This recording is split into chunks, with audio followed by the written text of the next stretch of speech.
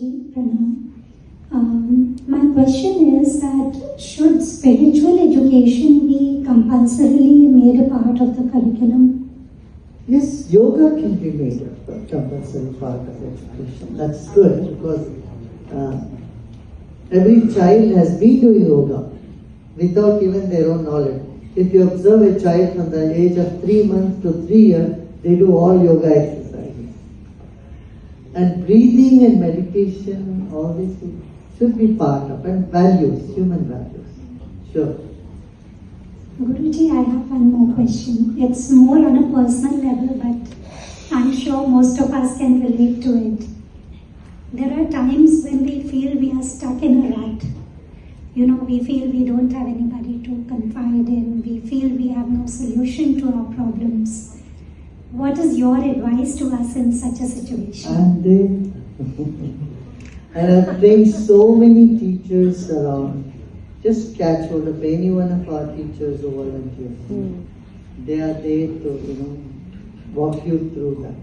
There's been any other conferences which are arranged in such a huge place with so much facility and so nice, wherein people from all over the world could come, interact and,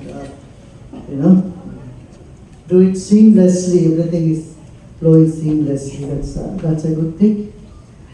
And on the other front, it's good. So many countries are participating, making the formulations and policies are being worked out.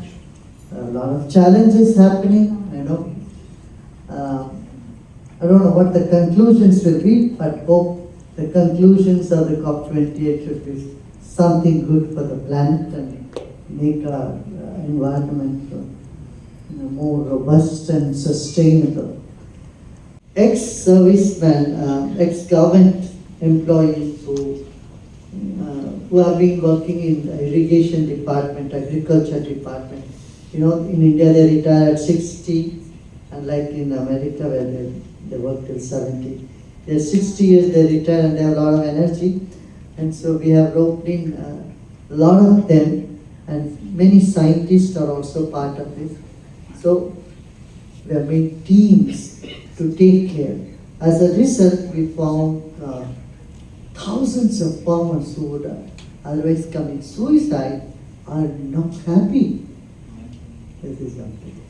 The other thing I would like to mention here is, who cares for environment? If you think about it, those who are sensible and those who are sensitive. Today, when 1 in every 3 person is suffering from depression, and every 42nd one person is committing suicide on our planet, how do you expect people to be more sensitive or sensible? Mental health has been the largest challenge, biggest crisis, and the largest epidemic that we are facing post-pandemic. So in this field, Art of Living is working, and this has been our main thing to see how people can come out of aggression and depression. These two tendencies. You see aggression, what's happening in the Middle East. It all comes from a mind which is not healthy. What's happening in Ukraine and Russia. It's a very sorry state of affairs, But aggression cannot be countered by another aggression. A violence cannot be countered by violence. It has to be attended to on a different level. And this is what I have been advocating, insisting, and we are doing. See, we see in America alone, every day there is 2.9 mass shootings. This is not what a civilized country would do, or a civilization which is of 21st century can even expect of. Mass shooting. So you are very nervous to go to shopping mall, you are nervous to go to any public place, you are scared to send your children to school because you never know when the mass shooting will happen. This is a mental health crisis. This is where we come in. We are teaching now in 108 universities in America alone. and many of our programs are for credit. Then using your own breath and meditation, you can feel better. Our negative vibration into positive one is what is so much needed today. Then a person is calm, will be more sensible, is more sensitive, he'll listen and he'll act for the greater good of our planet. People from all over the world converge here. It's a combination of east, west, north and south. Everyone is here. And it's really a synergy, place of where things synergize, cultures meet, and more awareness. You need a clear mind, right? If your mind is very foggy and you are not so confused, will you be able to fulfill your duties? No. So you need clarity in mind, and then what else you need? You need more energy, and you need stress-free body, right? And disease-free body. If your body has all sorts of illnesses, how can you fulfill your duty? All these three things you can achieve by the practices, spiritual practices. You see whether your desire makes sense and it's going to bring you more happiness.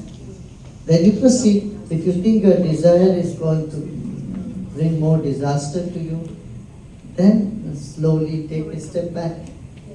And for me, spirituality is honoring all human values. And I always thought the whole world is one family, everybody is part of me, my family. Beyond all religion, race, nationality, these things never mattered to me.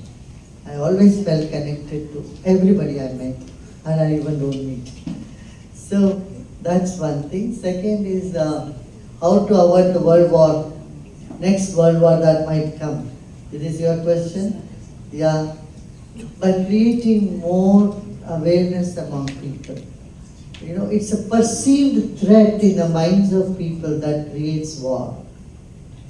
When the communication breaks down, when trust breaks down, when they forget that we are all humans first, and other things overshadow our human nature, that's when conflicts arise.